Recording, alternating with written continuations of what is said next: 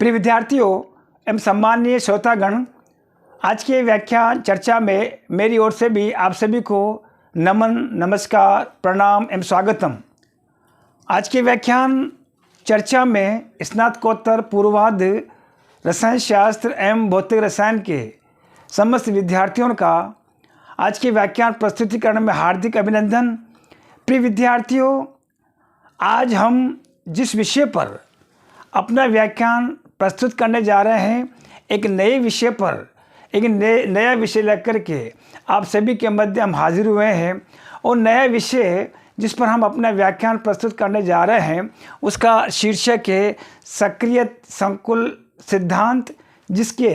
अन्य नाम संक्रमण अवस्था सिद्धांत भी है, निरपेक्ष अभिक्रिया दर सिद्धांत भी है। उक्त विषय स्नातकोत्तर पूर्वार्ध सेमेस्टर प्रथम से लिया गया है। प्रश्न पत्र तृतीय से भौतिक रसायन विषय के रूप में चुना गया है। इकाई तृतीय से रासायनिक गतिकी के रूप में चुना गया है। पुनः आज जिस नए विषय पर हम अपना व्याख्यान प्रस्तुत करने जा रहे हैं उसका शीर्षक है सक्रिय संकुल सिद्धांत, जिसके अन्य मान्य नाम संक्रमण अवस्था सिद्धांत भी है एवं अन्य नाम इसका निरपेक्ष दर अभिक्रिया सिद्धांत भी है। प्रिय विद्यार्थियों, उक्त विषय का प्रारंभ करने से पूर्व सर्वप्रथम इसके पूर्व में हमने कक्षा में इससे पूर्व में प्रतिपादित जो हमने महत्वपूर्ण विषय, महत्वपूर्ण सिद्धांत जिसका संगतवाद हमने विस्तार से चर्चा की थी, उस संगतवाद से संक्षिप्त में पुनः उसमें प्रयुक्त अभिगृहीतों, सिद्धांतों, प्रयुक्त वैज्ञानिक तथ्यों का फिर से आप सभी के मध्य उपस्थित होकर के मैं वाचन करता हूं, उनको दोहरा देना चाहता हूं कि इसके पूर्व में रासायनिक गतिकी से जुड़ा हुआ जो हमारे पास में अभिक्रिया नियम वेग दर को सुपरिभाषित करने वाला जो महत्वपूर्ण जो प्रथम जो सिद्धांत था वो था संगतवाद। संगतवाद को संक्षिप्त में मैं इस तरह से आप सभी के मध्य दोहरा देना चाहता हूं। संगतवाद में आप सभी विद्यार्थियों को कौन कौन सी चीज़ें, तथ्य, प्रमुख बिंदुओं के बारे में आपको वर्णित करना होता है, जानकारी जुटाना आवश्यक होता है। संगतवाद में सबसे पहले प्रिय विद्यार्थियों आपको अभिक्रिया वेग का मान परिकलित किया जाता है। अभिक्रिया वेग का मान दो परिस्थितियों में परिकलित किया जाता है। संगतवाद में पहले वाला जो है, जब रासायनिक अभिक्रिया, जो कोई भी रासायनिक अभिक्रिया जो संपन्न होती है, ऐसी स्थिति में पहली वाली जो परिस्थिति होती है, जो क्रियाकारी अणु ए और बी जो है उनकी प्रारंभिक सांद्रता अलग अलग होती है। Na और Nb की घनत्व सांद्रता के रूप में उनकी सांद्रता को प्रयोग में लिया जाता है और ये माना जाता है कि प्रयुक्त या प्रयोग में लिए गए जितने भी क्रियाकारी पदार्थ हैं ए और बी, जिनकी प्रकृति अलग है, आचरण अलग है, साथ साथ दृढ़ गोले के समान उनके टक्करों का स्वभाव होता है। टक्करों की स्थिति भारी गोले के समान होती है, दृढ़ गोले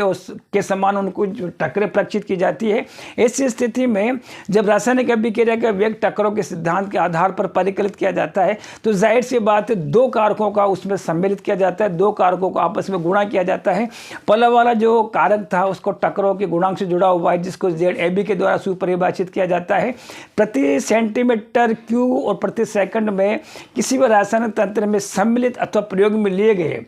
क्रियाकारी सक्रिय अणुओं की जो संख्या होती है वो टक्कर गुणांक ZAB के रूप में सुपरिभाषित किया जाता है। साथ ही टक्करवाद में अथवा संगठनों के सिद्धांत में, संगतवाद में ये भी सुनिश्चित किया गया है कि जब रासायनिक अभिक्रिया का वेग जब संगतवाद के आधार पर जब आप परिकलित करेंगे, ऐसी स्थिति में टक्करों का गुणांक ZAB को उसमें सक्रिय संख्या में सक्रिय क्रियाकारकों का कितना सतह का क्षेत्रफल उसमें रासायनिक अभिक्रिया में प्रयोग में लिया है उसको भी गुणा करना आवश्यक होता है और उसको E⁻E/RT के द्वारा प्रदर्शित किया जाता है। इस प्रकार ZAB और सक्रिय संकुल का जो सक्रिय भाग वाला जो सतह का क्षेत्रफल है, जिसको आंशिक RNA समीकरण द्वारा प्रदर्शित किया जाता है, जब दोनों को जब गुणा किया जाता है ऐसी स्थिति में यथार्थ हमारे पास रासायनिक अभिक्रिया का वेग प्राप्त होता है। उक्त रासायनिक अभिक्रिया श्याम पट्टी पर हमने विगत रासायनिक बल गतिकी से जुड़े हुए उस वीडियो के बारे में पुनः चर्चा करना चाहूँगा, जिसमें क्रियाकारी पदार्थ ए और बी दोनों की क्रियाकारी सांद्रता प्रारंभ में अलग अलग थी और ऐसी स्थिति में सामान्य रासायनिक अभिक्रिया के लिए रासायनिक अभिक्रिया वेग का मान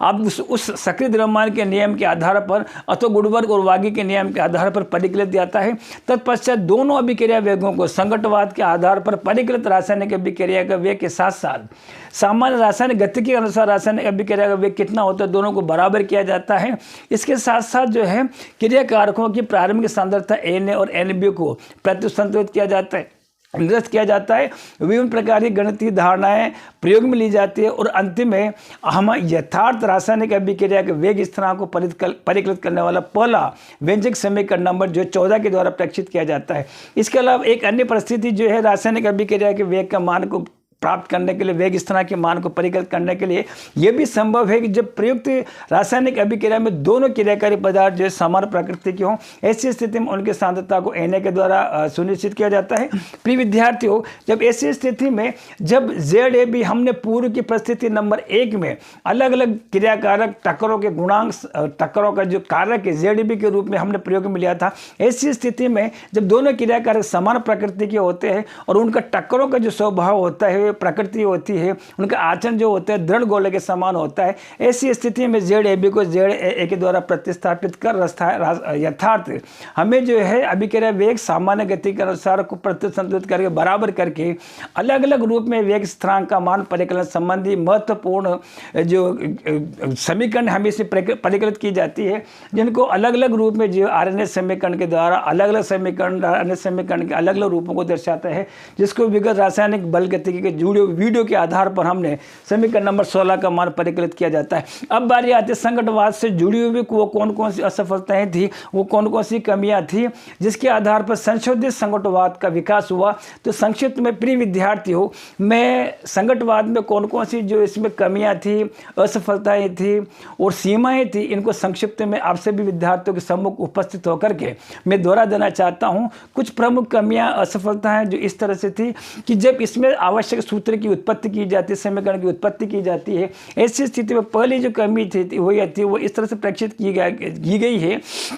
कि प्रयुक्त व्युत्पत्ति में महत्वपूर्ण सिद्धांत गैसों के अणुगति सिद्धांत को प्रयोग में लिया गया है। गैसों का अणुगति सिद्धांत पर ही विशेष रूप से इस सिद्धांत के व्यंजक की उत्पत्ति करने में विशेष रूप से क्यों केंद्रित किया गया है, इससे जुड़ी हुई प्रमुख जानकारी संकटवाद देने में असफल रहा है। इसके अलावा सूत्र की जो उत्पत्ति, समीकरण की जो उत्पत्ति है, वेग स्थिरांक का मान परिकलित करने की जो उत्पत्ति है, वेग नियम का मान परिकलित करने की जो उत्पत्ति है, अथवा RNS समीकरण को जो उत्पन्न किया गया है, ऐसी स्थिति में दृढ़ गोलों का जो आचरण है, दोनों जो प्रयोग में लिए गए क्रियाकारी अणु है, उनकी सांद्रताओं को, उनके नेचर को, उनकी प्रकृति को, टक्करों के जो स्वभाव है, उसको एक दृढ़ गोले के समान क्यों प्रेक्षित किया गया है। इसके अलावा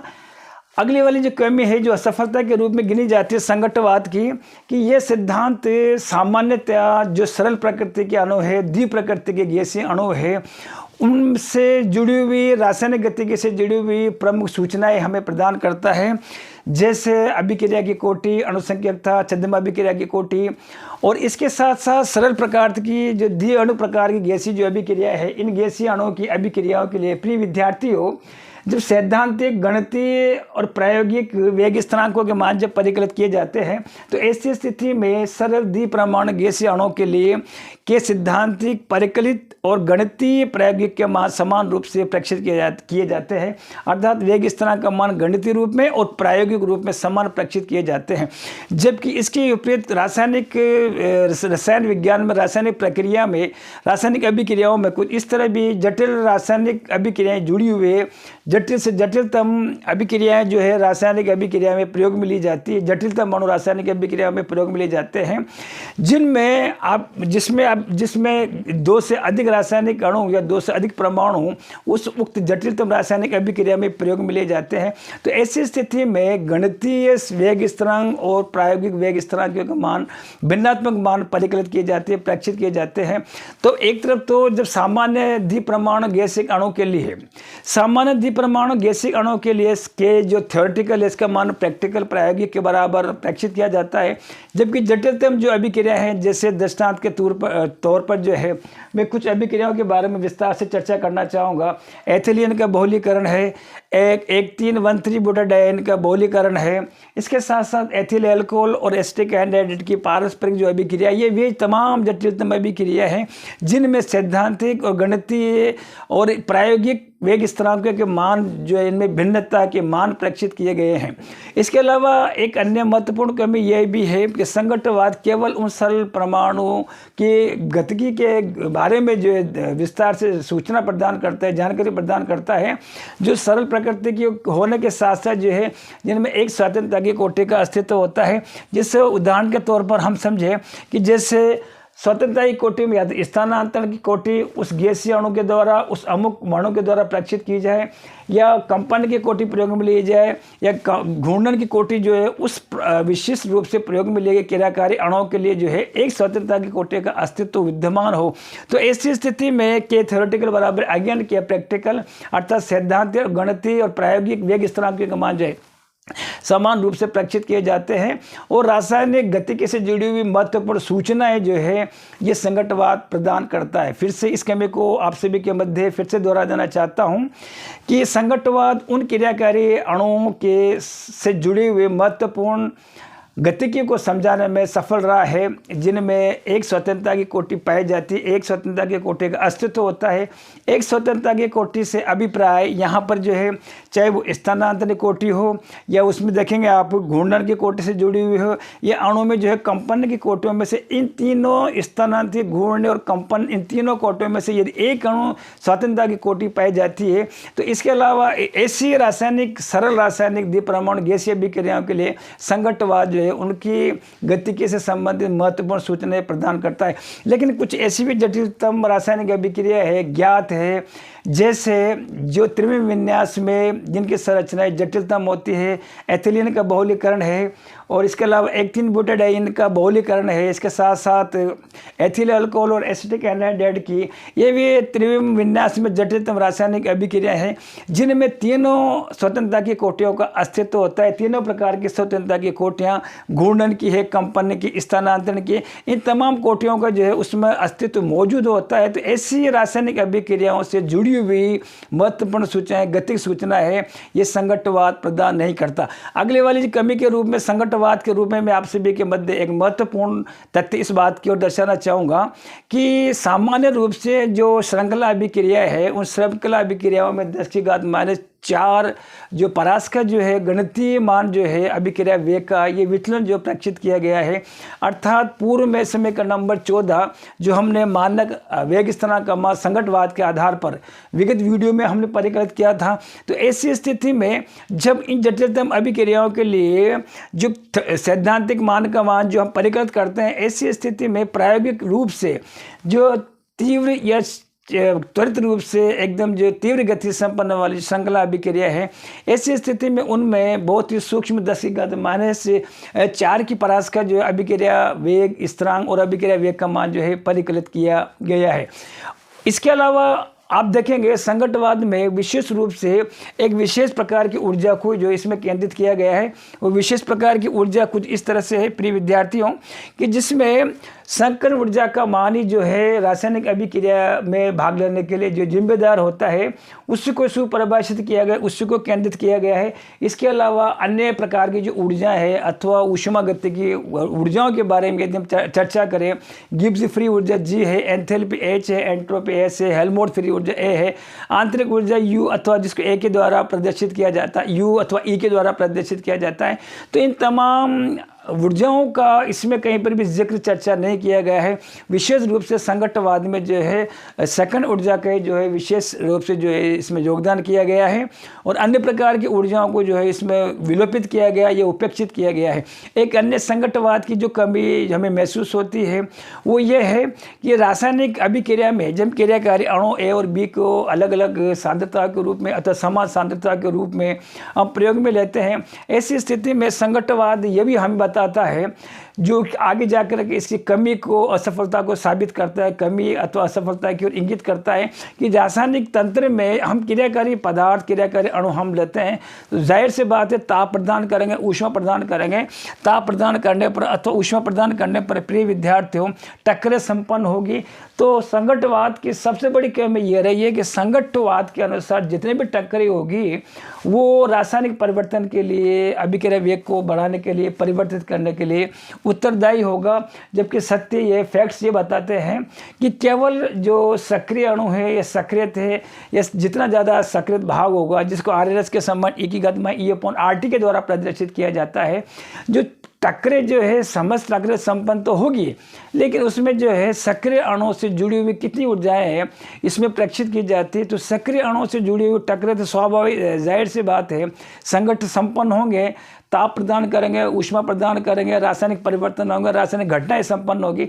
ऐसी स्थिति में जो प्रभावी सक्रिय अणुओं की जो टक्करें हैं वे रासायनिक परिवर्तन के लिए इसमें उत्तरदायी होता है। तो प्रिय विद्यार्थी, इन तमाम असफलताओं, कमियों को जो है इसको जो है दूर करने के लिए एक महत्वपूर्ण आप देखेंगे समीकरण नंबर 16 जो है सामान्य संघट्टवाद है, जहाँ पर K बराबर Z E की घात -E/RT श्याम पट्टे पे मैंने लिखा है। 16 को लिखा है मैंने सामान्य संघट्टवाद। अब इसमें इन तमाम कमियों को दूर करने के लिए हम एक नया गुणांक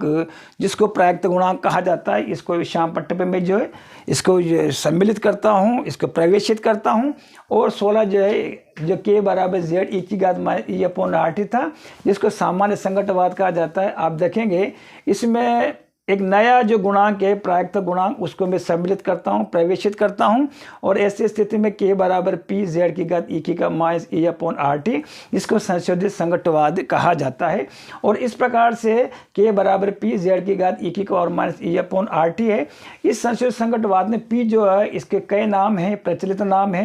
प्रायक्त गुणांक भी कहा जाता है, क्रियाकार को और क्रियाफलों के सेकंड ऊर्जा को भी सुपरिभाषित करता है, त्रिविन्यासी कारक को भी सुपरिभाषित करता है। जटिल से जटिलतम अभिक्रियाओं के लिए इस प्रकार से P का मान जो है सुनिश्चित किया जाता है। इस प्रकार से सामान्य मान 16 और 17वां जो मान है संशोधित संघट्टवाद जो है मैंने विस्तार से उक्त आवश्यक अभिष्ट व्यंजकों को समीकरण नंबर 16 और 17 के द्वारा प्रदर्शित किया जाता है। सामान्य संघट्टवाद 16 और संशोधित संघट्टवाद समीकरण नंबर 17। अब बारी आती है वेग नियम अथवा वेग समीकरण को सुपरिभाषित करने का एक अन्य हमारे पास में जो है सिद्धांत जो प्रचलित है, उसका शीर्षक है सक्रिय संकुल सिद्धांत, संक्रमण अवस्था सिद्धांत। कई इसके मान्य नाम हैं, प्रचलित नाम है। इन प्रचलित नामों में निरपेक्ष अभिक्रिया दर सिद्धांत भी कहा जाता है। 3 नाम है, सक्रिय संकुल सिद्धांत, संक्रमण अवस्था सिद्धांत और निरपेक्ष दर सिद्धांत। प्रिय विद्यार्थियों, उक्त सिद्धांत श्याम पट्टे पर मैंने लिखा है। इसको आयरिंग और जिन वैज्ञानिकों ने इसको प्रतिपादित किया था आयरिंग थे, पोलैनी थे और इवांसन ने 1935 में रासायनिक अभिक्रिया अथवा वेग नियम को सुनिश्चित करने के लिए, सुपरिभाषित करने के लिए एक आधुनिक संक्रमण अवस्था सिद्धांत, सक्रिय संकुल सिद्धांत अथवा निरपेक्ष अभिक्रिया वेग सिद्धांत को प्रचलित किया। इसके कुछ प्रमुख अभिगृहितों को मैं संक्षिप्त में श्याम पट्टे पर अंकित करता हूँ। पहला वाला जो अभिगृहित है, इस अभिगृहित को आयरिंग ने दिया, पोलैनी ने दिया, इवांस ने दिया, 1935 में दिया। इसका जो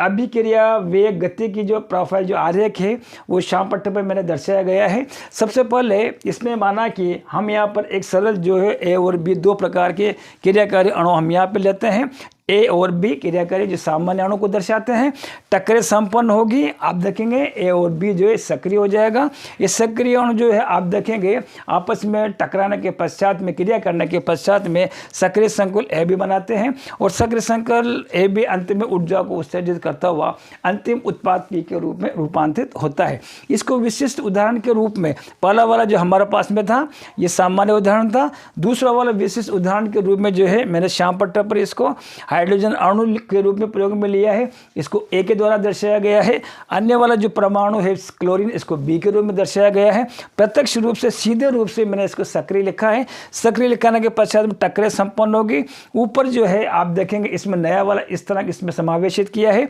और आप देखेंगे H और ये टूटी हुई लाइन के द्वारा H और टूटी हुई लाइन के द्वारा अगला वाला जो है एक संकुल बनता है, इसको सक्रिय संकुल कहा जाता है। इसको तारांकित निशान के द्वारा हमने प्रदर्शित किया है और ऊर्जा को उत्सर्जित करता हुआ एक नया इस तरह किया और केटो के द्वारा समीकरण नंबर 2 में मैंने प्रदर्शित किया है। प्रिय विद्यार्थियों, कुछ महत्वपूर्ण अभिगृहितों का मैं संक्षिप्त में आप सभी के मध्य आज जिस विषय पर आज का जो वेग नियम, वेग समीकरण को सुपरिभाषित करने वाला एक अन्य द्वितीय जो महत्वपूर्ण सिद्धांत है उसको सक्रिय संकुल सिद्धांत भी कहा जाता है, संक्रमण अवस्था सिद्धांत भी कहा जाता है, और इसको निरपेक्ष अभिक्रिया द्रव्य सिद्धांत कहा जाता है। प्रमुख बिंदु श्यामपट्ट में मैंने लिखा है कि आयरिंग, इसको पहले किन किन वैज्ञानिकों ने इसको प्रतिपादित किया, विकसित किया। आयरिंग ने दिया, पोलन ने दिया, इवांस ने दिया, 1935 में दिया। दो प्रकार की अभिक्रियाओं को इस सक्रिय संकुल सिद्धांत को समझने के लिए दो प्रकार की हमने रासायनिक अभिक्रियाएं प्रयोग में ली है। पहला वाला ए और बी है, जो सामान्य अणु है, टकराने के पश्चात में ये सक्रिय बन जाते हैं। एक आप देखेंगे, एक विशिष्ट वेग स्थिरांक की उपस्थिति में ऊपर जो तारांकित वाला जो अंदर जो मध्यवर्ती जो स्पीसीज प्रजाति है उसको सक्रिय संकर के रूप में कहा जाता है। और एक नए प्रकार के वेग स्थिरांक को आधार मान करके या उसकी उपस्थिति में अंतिम क्रियाफल में रूपांतरित होता है। इसको समीकरण नंबर 1 के द्वारा प्रदर्शित किया है। अब देखिए, इसी को हम जो है इसी सक्रिय संकुल सिद्धांत अथवा संक्रमण अवस्था सिद्धांत अथवा निरपेक्ष अभिक्रिया द्रव्य सिद्धांत को विशिष्ट अभिक्रिया के अणु के रूप में प्रयोग में लेते हैं, जिसमें H जो हाइड्रोजन का जो अणु है उसको मैंने जो है क्रियाकारी अणु एक के रूप में जो है इसको जो प्रदर्शित किया है, चुनाव किया है। अगला वाला जो क्लोरीन है जो परमाणु के रूप में है, इसको मैंने अगला वाला क्रियाकारी अणु बी के रूप में प्रयोग में लिया है। प्रत्यक्ष रूप से मैंने यहाँ पर सक्रिय अणु के रूप में प्रयोग में लिया है। अब देखेंगे आपस में टकराव संपन्न होगी। टकराव संपन्न होने के पश्चात में एक सक्रिय संकुल कॉम्प्लेक्स बनाता है, मध्यवर्ती स्पीसीज बनाता है, जिसमें तमाम टूटी हुई रेखाओं के द्वारा इस सक्रिय संकुल इस स्पीसीज को मैंने तारांकित भाग के द्वारा सक्रिय द्रव्यमान की सांद्रता के रूप में प्रदर्शित किया है। और एक अन्य स्थिरांक के और केटो की उपस्थिति में ये ऊर्जा को उत्सर्जित करता हुआ समीकरण नंबर 2 में रूपांतरित होता है, उत्पाद के रूप में परिवर्तित होता है। संबंधित गतिक जो गति की ऊर्जा जो आरेख के प्रोफाइल श्यामपट्ट पर ऊर्जा और रिएक्शन कोऑर्डिनेट के मध्य श्यामपट्ट पर मैंने इस गतिक प्रोफाइल को आरेखित किया है। आने वाले कल को एक नया विषय इसी से जुड़ा हुआ आगे अग्रसित लेकर के आप सभी के मध्य आप सभी के बीच में नए विषय को लेकर के उक्त विषय उक्त सिद्धांत से जुड़ा हुआ एक नया विषय आप लेकर के आप सभी के मध्य हम हाजिर होंगे। फिलहाल इतना ही। आप रखिए अपना ख्याल। मुझे दीजिए इजाज़त। पुनः सभी को कोटि कोटि धन्यवाद, आभार और नमस्कार।